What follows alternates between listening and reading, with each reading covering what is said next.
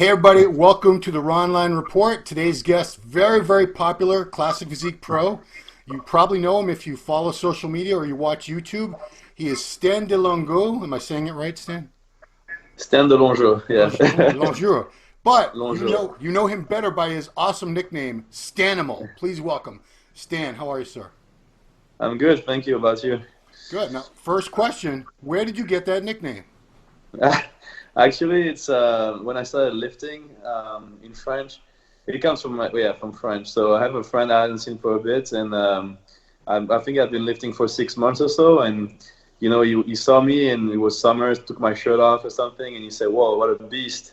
And in French, it sounds like Stanimal. It's like, "Whoa, Stanimal." Oh, So it just stuck with me after I mean, that. your name is not that easy to pronounce correctly in English anyway. You Yeah, said Delonjou?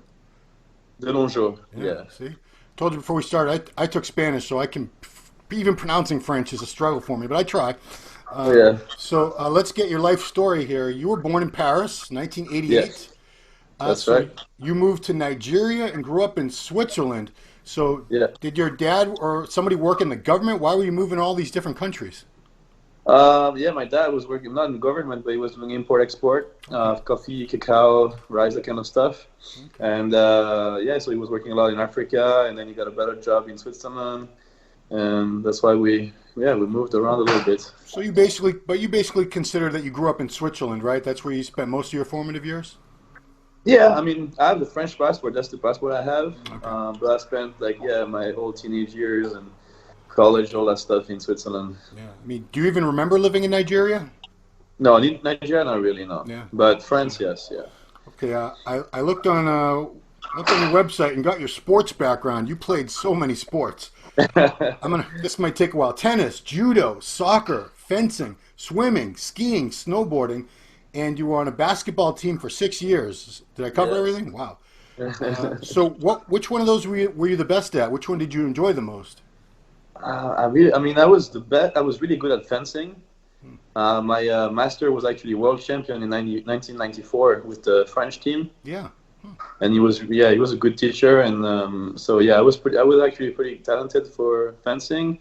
But once I moved to Switzerland, I had not such a good teacher over there, Hmm. so I kind of like lost the interest for it, and I started really like that was the time like Space Jam came out, and I got interested into basketball, and yeah, I started playing basketball a lot.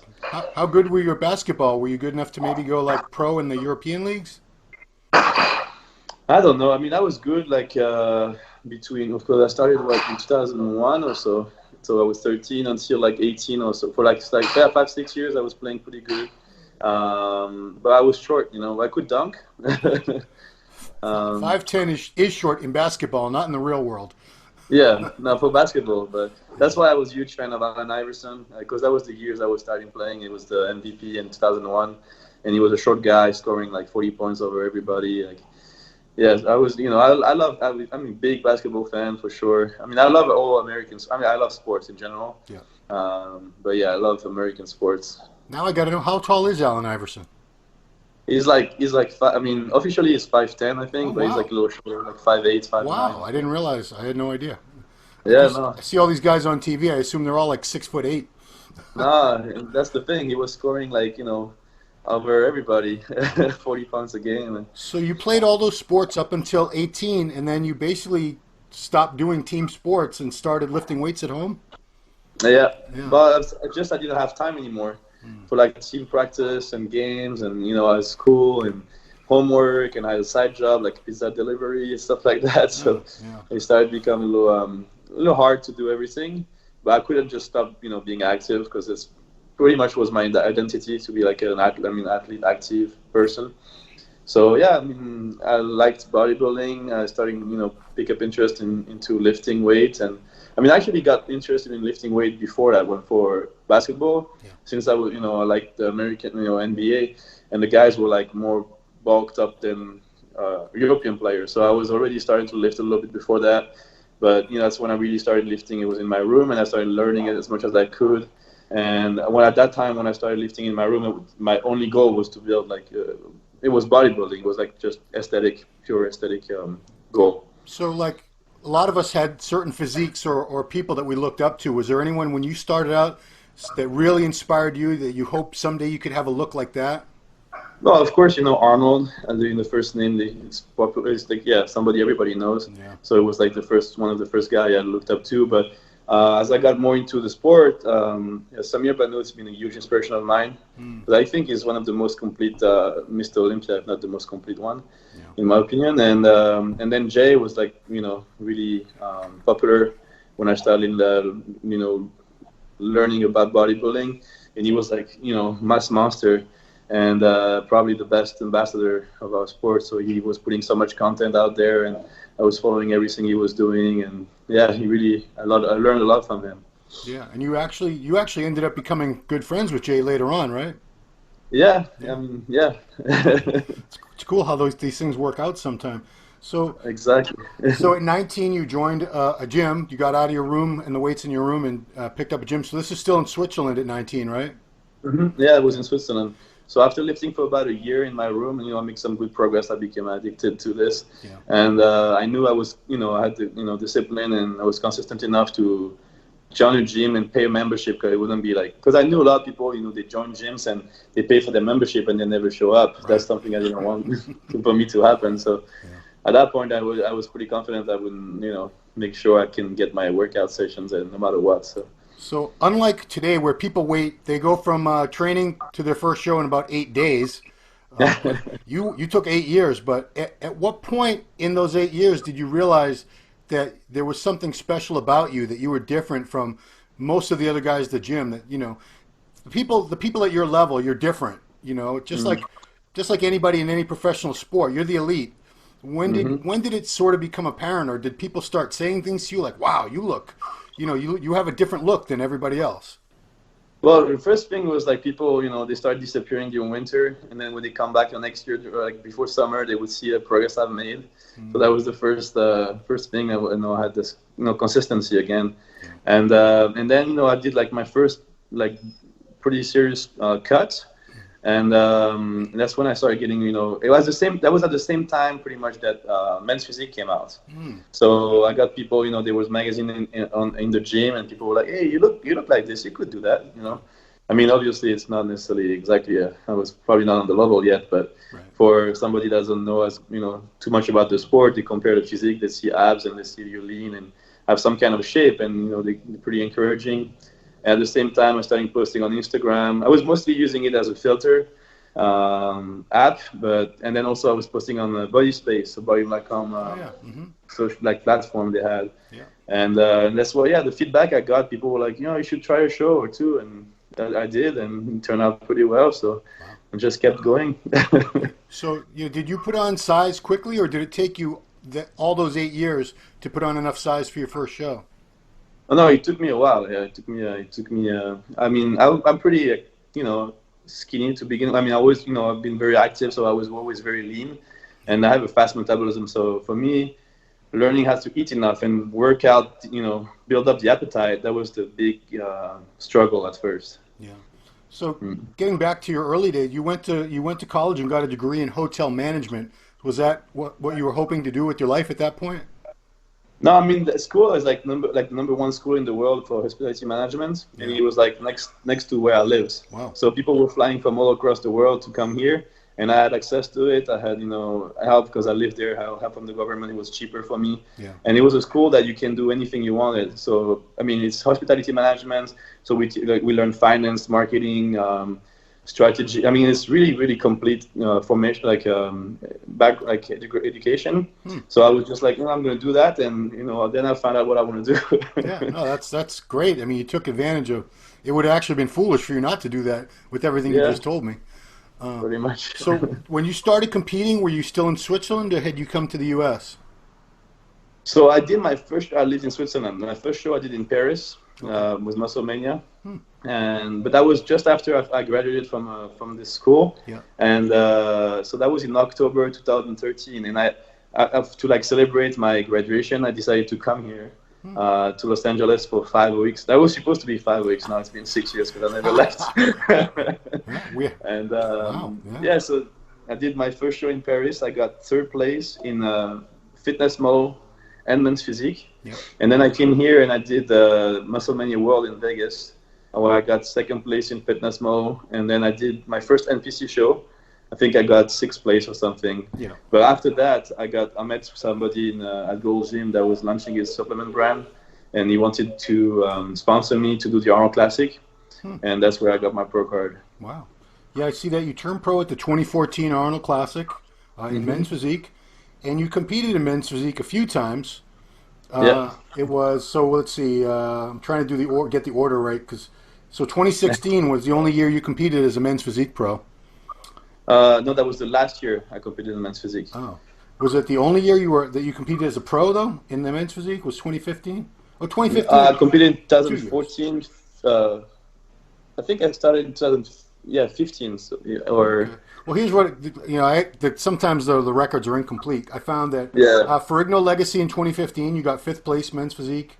I think that was just because that was my first time placing actually in men's physique. Before that, I was getting like. Last call out. It happens, but you certainly have done better since. You did the Arnold Classic in 2016 men's physique, 11th, and you did the Phil Heath Pro that same year, 9th place. Yeah.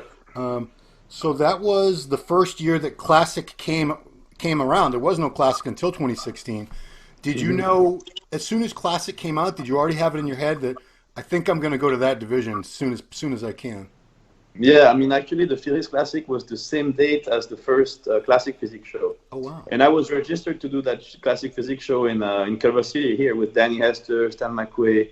But my sponsor at the time wanted me to pursue Classic Men's Physique. So I decided last minute to switch and go to Dallas and do the Phil Heath Classic instead. But after that show, Shawn encouraged me to do Classic, and I asked also Jay Cutler what he thought about it, and he said, you should just give it a try. You can always switch back if anything. So did the San Antonio Pro. I think I got like 6 or 7 there, and then I did my next show like 2 weeks later in San Diego where I got 2nd place, and then I knew Pacific USA 2nd place. Ferrigno Legacy 6th place the same year. So 2017 Muscle Contest Fit World also in Los Angeles, I believe. 4th place, Pacific USA again, 2nd place, 2 years in a row. So, and Ferrigno 3rd place. Then you had your first pro win was 2017. At a San Marino Pro, which was a big show because that's where we all found out about Hadi Choopan. I never heard of the guy until that show. Cedric won, but you went over to Italy and won that. And then last year you had a pretty good season. You won the Asian Grand Prix in Korea. You took 4th at the Legion Sports Fest. Olympia, 13th place. It's the Olympia. It's the Olympia. And I don't know how well your peaking and all that went either, but that was my first time working with Chris Aceto. Okay. So it was my best shape ever. My conditioning was the best I've ever had. But once we carved up, we only had the weigh-in was Thursday morning, and we had the pre-judging Friday morning. And we just didn't eat enough in between the two. So I was a little flat. But is Chris still your coach? Oh yeah. Okay. I mean, to me, I love working with him. He's a genius in my opinion, and you need to make some adjustments. You can't nail it right away. I mean, even if he did nail it, I think he would have still to learn a few things about my body, and that's why we did a few shows after, just back to back, to try different things.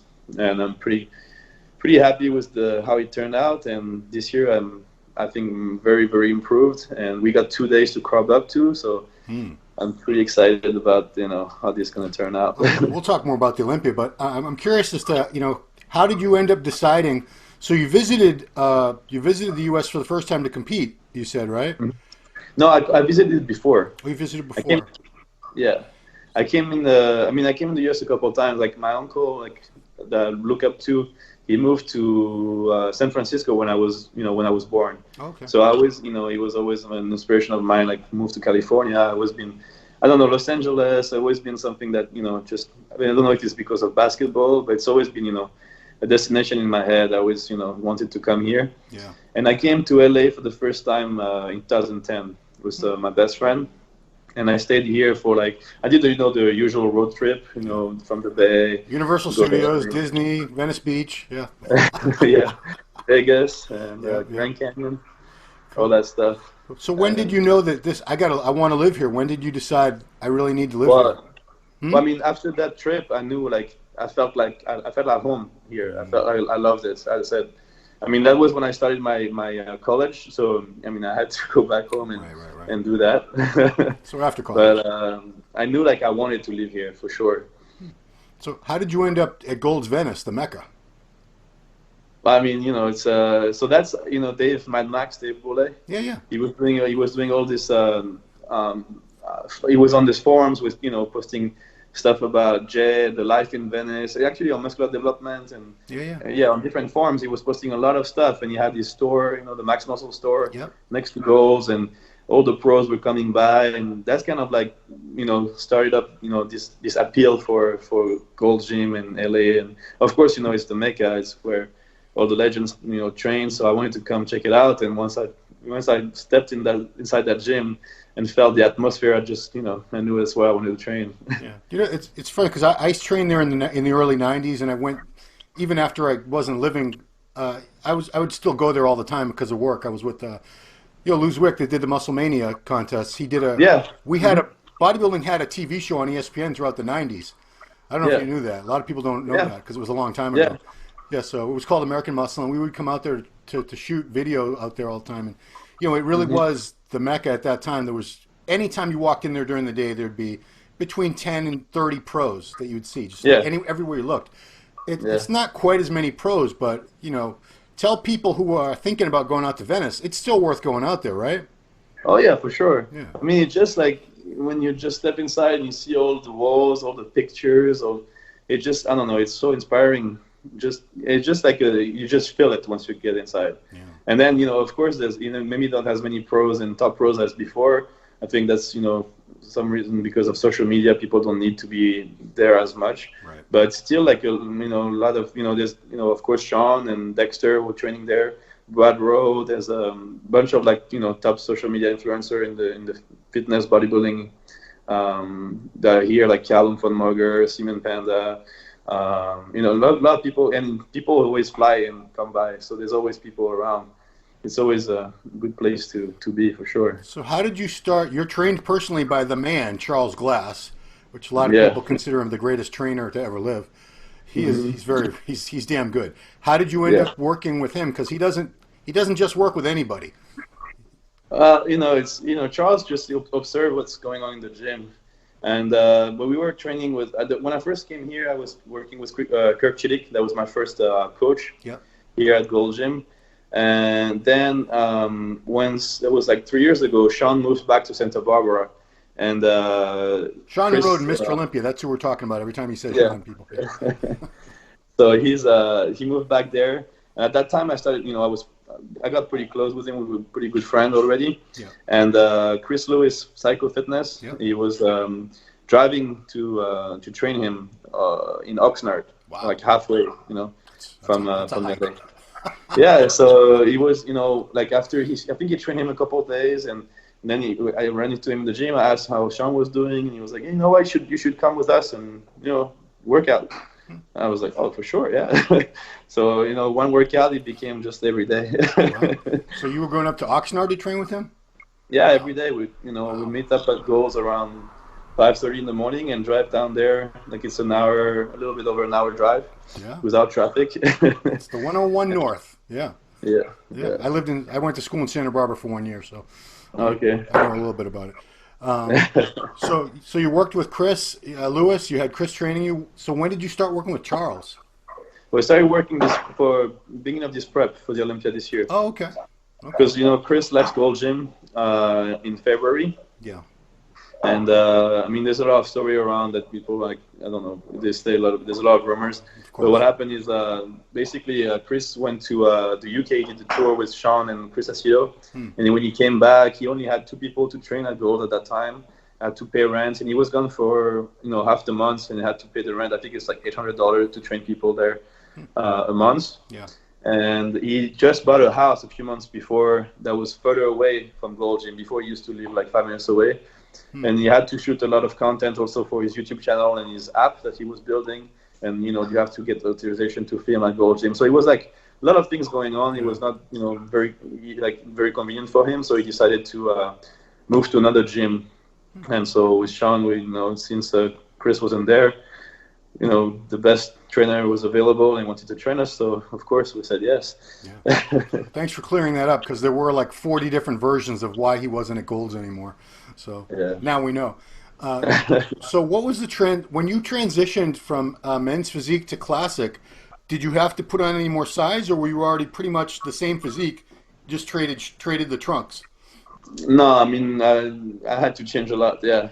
If you look back every year, I'm pretty proud of this. I've been able to make major improvements. Yeah. But my quad's always been a strong body part. So that's not like most people when they transition from men's physique to classic physique, they have to work on their legs. Right. Me, it was always my upper body I had to focus on more.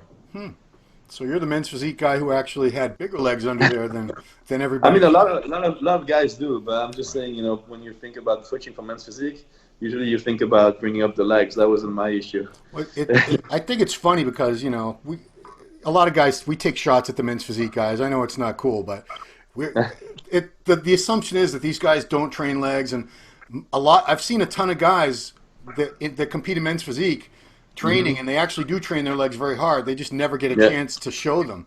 Yeah. I think, was it the Olympia last year? You were in the Olympia last year, so you remember.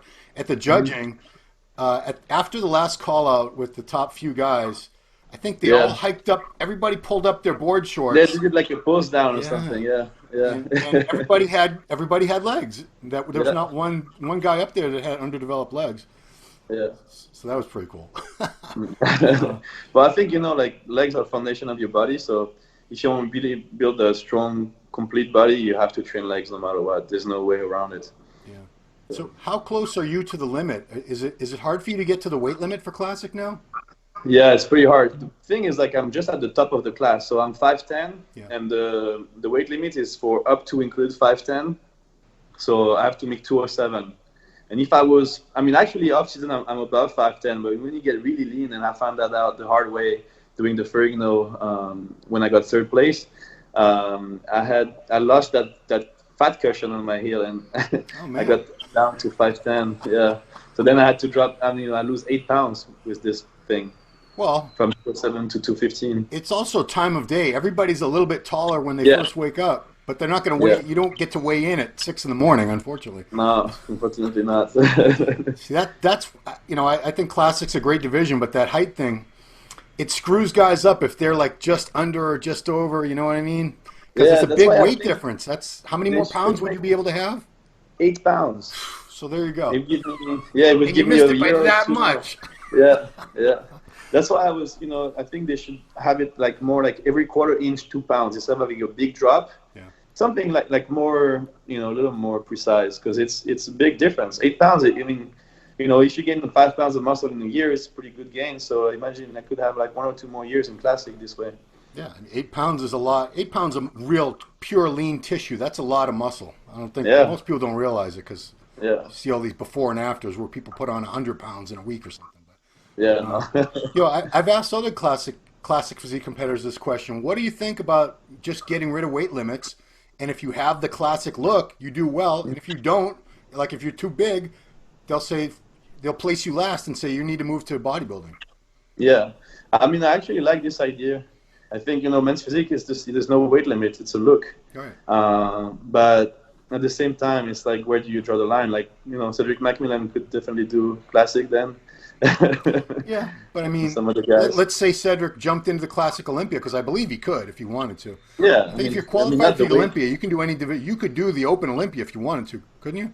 No. You have to qualify in the division. Yeah. Oh yeah, you have to qualify for the Open Olympia. All right, that was ridiculous, but I wish. Otherwise, if I can't make weight, I just jump in the Open.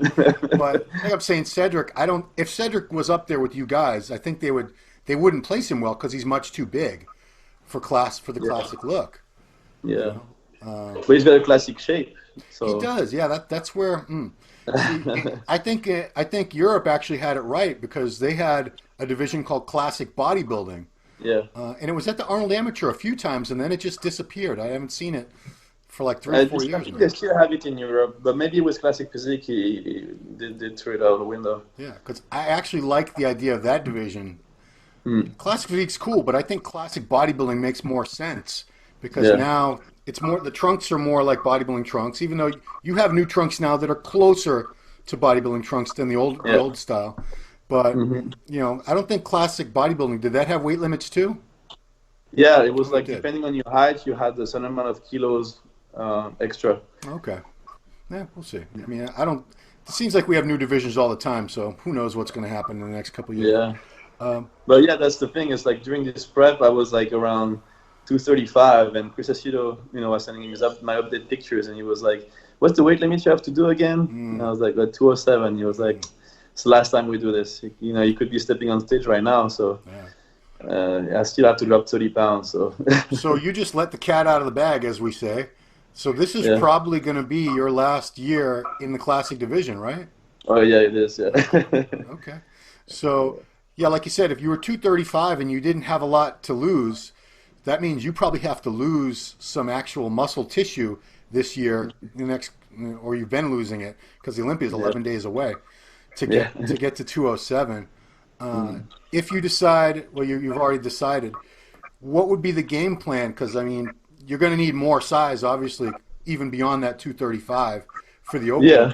So, Yeah. what's a timeline roughly in your head of when you might make that first appearance as an open pro?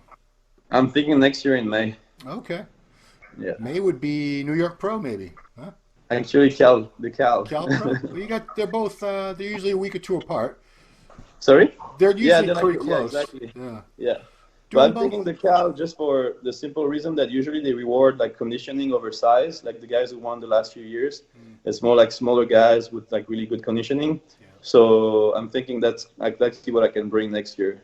Okay. Well, I mean, if you only do that one, that's fine. But a lot of your fans would love to see you in New York too, because No, I probably do a few, but that's where my focus is right now. That's what I'm planning on doing. But I might adjust as time goes and pass and by, and get a better idea of how I look. And well, we're getting way ahead of ourselves because we haven't even done this Olympia yet. So I know. your last contest was the 2018 Olympia, right? No, I did the Asian Grand Prix the week after, Okay. and then the Legion. All right. So it was last fall is what I was getting at. Yeah, So yeah. you've had a decent off season. You've had time to make improvements. What was your focus? What were your goals, and what have you improved on since last fall? It was mostly my back, and I've got a lot wider, a lot thicker on my back, so I'm very happy with this. And then was also I wanted to get wider, but I had to make sure my arms were following up, because the bigger the shoulder, makes the arm smaller, and my arms always be a little behind, so I had to make sure they would follow. Yeah. But yeah, I'm very happy with the results. It came together pretty well. Okay. But yeah, this offseason I was 270, still had abs. Wow. And yeah, so yeah. 270, and you got to get down to 207. Yeah, exactly. What are you right now? 217. Okay, so you can do 10 pounds in like 10 or 11 days. That's Yeah, no, I make weight. I've seen people do much more than that. Yeah, but Regan did that like for the New York Pro. He lost Regan? like I don't know 25 pounds in like 24 hours or something. It was something like that. it was scary when I read it. I was like, oh my god, I can't believe. Yeah, Yeah, he looked okay, but he looked like somebody that he just lost 25 pounds. yeah. I like Yeah. him much better as an open bodybuilder. Much better. Oh yeah, Yeah. yeah. But he's got a frame. I mean, he was doing great in bodybuilding already. Yeah. He's got a great frame. He's wide, he's round, and I think classic is just too like the weight limit is way too low for him. Yeah. Especially like because he was like when he did classic, he went to do Kuwait just before that, so he was like 300 pounds and then went down to like 230, 220 something. So yeah, it was also crazy. And I think he was only there for 2 or 3 weeks too. Yeah. Yeah, man, they work fast over there. I mean, when you look at yourself in the off season, I mean, you must be a lot bigger and fuller. Does it sort of bother you when you get down to your weight for classic, saying, "Man, I know I could look a certain way. This is in my head the way I know I could look, and it's different from what I'm looking at in the mirror." Is that part of the reason you're making the move? Well, I know. I mean, the main reason is just as I've been progressing and making more gains, I just look better. I think I can still add a lot of size on my frame. Yeah. So that's the thing is like I'm gonna keep it classic. Like people are worried, oh, you're gonna do bodybuilding, you're gonna go for like freaky size.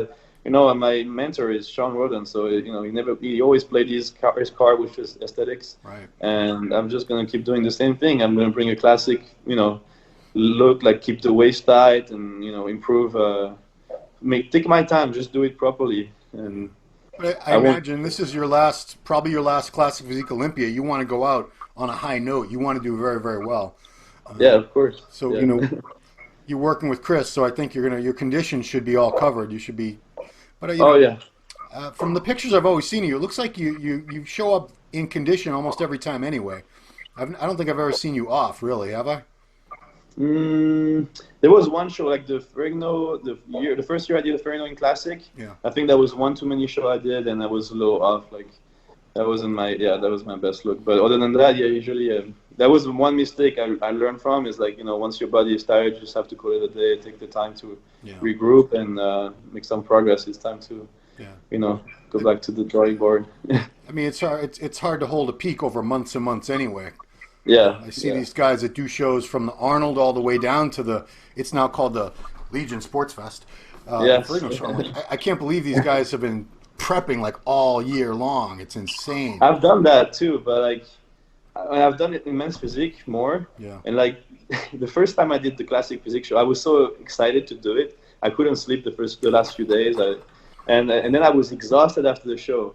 And I thought it was just because I couldn't sleep before. But no, it's just all the flexing on stage. It just drains you at another level. Nothing like men's physique. Men's physique, I mean, of course you have to flex, but like when you flex your abs, it's mostly your abs, that you have to flex. Because you don't want to flex your chest. It doesn't, for men's physique, you have some muscle that looks good flex, and other ones that you want to keep relaxed. Yeah. But like when you flex everything, for men's physique, for classic physique or bodybuilding, it just, it wipes you out. Yeah, I mean, yeah, completely. You'll be more sore sometimes the day after a contest than you are from almost any workout could have ever made you. Yeah. Because it's maximum contraction of the muscle, and you have to hold it. Especially if they call you out a few times, as they will. That's what happened when I did that second show in Classic, and I got second in San Diego, Pacific USA. So at first they overlooked me, and I was in the last call out. So then they called me back, and they compared me to everybody in the third call out, I think it was. Then they brought me with the second call out, and then with the first call out. So I was flexing, and I was so drained after for like a week. So you went from third call out in that show to getting compared to the top guys, and you ended up, where'd you end up placing? Second place. So you went from a third call out. I've never seen that happen. They really did overlook you. Were you in the shadows? I don't know, but like Tariq Elguindi always talk about this. He tells people like never give up, keep fighting. And he tells that story to everybody. So that's a great story because usually if you're in the third call out, you might as well have just like bought a ticket and sat in the audience. You know what I mean? It's you can see it in the faces. Once they called me and started comparing me, they were like, "Oh, actually," and then they brought me with another group and the other group, and then I just went to eat and passed out for the afternoon. I mean, that's a good testament to the judges really wanting to do a fair job, because it would have been easy for them to say, "Well, he looks good, but it's too late now. Let's not bother." I don't want to make these other guys come back out, but they did it. So props to the judges. That was fair. That was good for sure. I want to say it on record because people talk so much shit about the judges and they complain about the judging. I think judging is it's after the athlete, the judge has the hardest job in the show. It's brutal because there's only one guy happy at the end of the night. The guy who won, everyone else thinks you're an idiot. Because you didn't let. That's the thing. That's why I try to tell people when they want to do a show. It's like you have to look at because you never control who's going to compete. You can have a freak coming. So as long as you make progress and you're improving from show to show and learning, that's all that matters. The rest is going to come if you keep going. But you can't be mad at the judges for not winning the show, or so you have to find your. Yeah, you have to. It's not a good idea though. Find your And I want to advise all the competitors out there, do not complain about the judging on your Instagram and your Facebook. Nothing good is going to happen as a result of that, guys and girls. It's not going to help you anyway. It's not going to help you. So here we are, 11 days out. When this goes up, we'll probably be even a day or two closer. How are you feeling? Do you feel like this is the best you've ever looked? Oh, by far. And I don't know how. Like, 'cause, I mean, I'm not. I don't. I know how because we put in the work, of course. Yeah. But this prep has been just crazy all along. I'm not gonna go too much into details, but like from the start, I was with Eric Favre, supplement company in France, Yeah. and we were in April. We had a show over there, and he ended up in jail. Like it was all a mess, and so I lost my sponsor. Then everything that happened with Shawn, and then I moved. I just moved like last week to this apartment Oh, wow. in the middle of prep, and I mean, and that's just like the tip of the iceberg. There's so many things that went on during this prep. So it has not been the easiest prep ever. Is that what you're saying? Physically, my body I mean, it's been easy, but like all the stuff around, that's why it was crazy. Yeah. Yeah. I mean, Eric Favre, that's why Lionel Baeke isn't competing, because he lost him as a sponsor. Yeah. It's too bad, because Lionel was very, very good. He is very good. Yeah, he's got so much potential. It's an expensive sport. It costs money to travel, to do all these things. You need a sponsor, or it's not going to happen. Yeah. All right, Stan, I want to make sure people, you have a really strong social media following and a good YouTube channel. I want to make sure people check all those out. So your Instagram, Stanimal19, right? Or Stanimal 19. Yeah. Stanimal9 on Instagram. And I have a French page too. Oh, French page. Stanimal.fr, and it's all in French. Oh, FR, Stanimal.fr. That FR, yeah. Okay, yeah, because you probably still remember how to speak French, right? Of course. Some people lose the language. Well, at first when I started doing, because my YouTube channel is mostly in French, and I think I started my YouTube channel like 3 years ago now, and I've been here for 6 years. Yeah. And at first I was searching my words. I was losing my own language. Crazy. Wow. So the YouTube channel is, you broke up your name into 2 words, Stan. Yeah. Stan Imal. So it's Stan, Stan space Imal. Yeah, I think I was trying to look at your videos today, and most of them were in French. Yeah. Maybe I was looking at older stuff. But so what are your plans? Because not just competing, but you have to have like business plans now as a bodybuilder. So what are some of the things you want to do as far as expanding your own brand and your own YouTube and social media, or any other projects that you got going on that you want to let people know about? Yeah, I mean, I'm right now building my online coaching platform. It's going to launch after the Olympia. Of course, I'm switching over to Open, so that's going to be the focus for the off season. Yeah. But I'm going to also help a friend of mine, Alexei Moshkin, to prep to try to get his pro card in men's physique. Okay. So we're going to be documenting that on his channel, in my channel on YouTube. He's got a big YouTube channel in Russia. Oh. And then like traveling. At the end of the year, I'm going to be normally guest posing at Shawn Rhoden Classic Show in the Philippines. And then more expos next year, and I just joined Olymp officially a week ago. Olymp Sport Nutrition. Yeah. So looking forward to doing more things with them, expos and travels, and hopefully also more seminars with Shawn. We're like having a few places we want to go. We want to go back to Mexico. We went. It was in July, I believe. We went there for a little bit, and they want to have us back, and probably Spain. And more if they invite us, I'm always down. I love to spread the words about bodybuilding and share a little bit of my journey. And if I can give some tips and inspire other people, that's what we like to do. So yeah, if you'd like to have Shawn and I come by, please reach out to us. Wow. We'd be happy to come. And yeah. Okay. So the idea. I don't think somebody might correct me, but I don't think any pro has ever competed in 3 different pro divisions before. I don't think so either. I think it might have happened with the women, because there's so many different women's divisions. Oh, maybe, yeah. There's like 10 women's divisions now. So, but as far as men, I think you might be the first guy to compete in the pros: men's physique, classic physique, and then open. So I mean, yeah. If nobody does it before me, yeah. I don't think anybody's going to. Yeah. Regan, I don't think Regan was ever men's physique. No.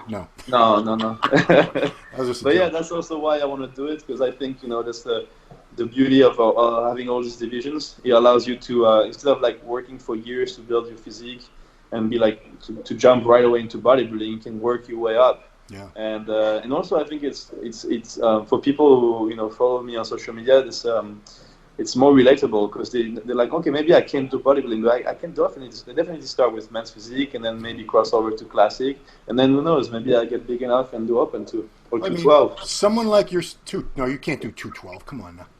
Well, no, I can't do that because it's the same weight basically. Yeah. You're also like 10 inches too tall for 212, but yeah. it was a little dig.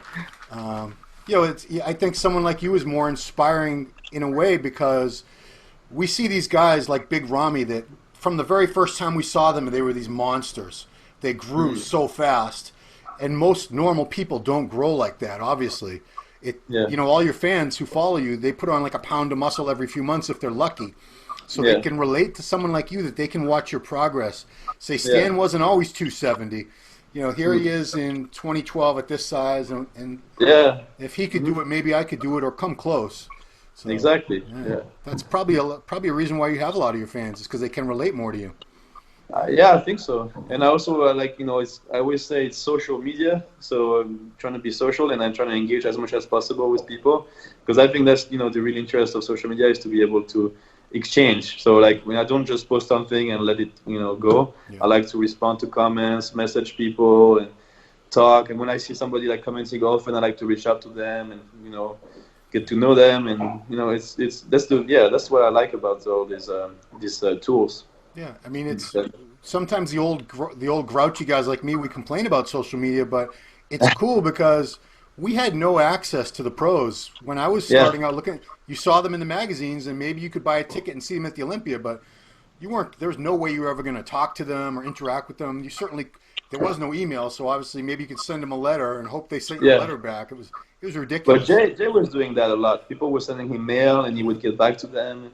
Yeah. That's what this kind of things I love about Jay, and that's why I'm trying to learn from him and emulate somehow, because he gives so much back to the fans, and I think that's why he's so popular, and even now he's like an icon in our sport. He is a role model. I mean, most guys would do very well to sort of emulate the way he's built his career and the way he set up his business and the way he relates to his fans, because he did it right. Everything he's done, he's done the right way. Yeah. Well, I'm glad to see you on the rise, doing your thing, working hard. I guess it's cool that we'll see you one more time as a Classic Physique Pro, at least. Unless you do a post-Olympia show too, maybe. Who knows? I don't think so, because what would be the point exactly? Because even if I win, I wouldn't qualify next. I don't know. It doesn't really make sense. Unless it was like in your backyard. That would. But I think it's better to. I mean, I've been doing a lot of like other things, other projects. Of course, a lot of photo shoots, videos, and things like that. Like trying to build a lot of content as I'm still in shape, and then start to like bulk up for this next year, which is going to be very exciting. I mean, that's going to be very exciting for your fans to follow on both your social and your YouTube, because it's one thing to watch somebody who's already in a division, but to see someone really have to work hard to move up into a division where you need more size and everything, it's going to be interesting to watch. So. I'm really thrilled about that, and of course we'll still be training with Shawn, so this is going to be fun. That's I feel so blessed for that, because when I was living in Switzerland, I was looking up to all these guys, and actually Shawn, I met him at the FIBO in Germany in 2013. Wow! As a fan, and now like being able to have people like him, Shawn, Jay, or even Samir, Banut, Rory Lidomai, all these guys who give me advice and take the time. That's three different Mr. Olympias you're friends with. Yeah. You get to train with one of them. I mean, that's you're living the dream, basically. Absolutely, yeah, for sure. Cool, man. I'm very grateful for that, and I've been definitely been a dream come true, and definitely living my American dream here in LA. Stan, I want to thank you for taking the time. I want to wish you the best of luck. Can't wait to see what you got to bring to the stage at the Olympia. Coming up very, very soon. Yes. Can you hear that? What's that? You hear the thunder? No? Oh, well. So that's it. Best of luck with the very final stage of your prep. And thanks a lot. Everybody, catch him, Stanimal9 on Instagram, on YouTube, Stan Imal, and hopefully buy a ticket and get your butt out to Vegas and see him live and in person. Yeah, there you go. Yeah. So yeah, don't hesitate to come by and say hi. I always like to take time with my supporters, and so yeah, don't if you see me in Vegas, just don't hesitate to say hi. I'll you'll take be the at the time. does Olymp? Are you going to be working a booth for the new No, sponsor? I'll be at Trifecta booth. Yeah, I'll be at Trifecta. Trifecta booth on Friday. Okay. But Olymp, I think they're not gonna have a booth at the Olympia. Okay. All right. Well, thanks for your time. Thanks everybody for watching the Ronline Report with Stan Delonjou, aka Stanimal. We'll see you next time.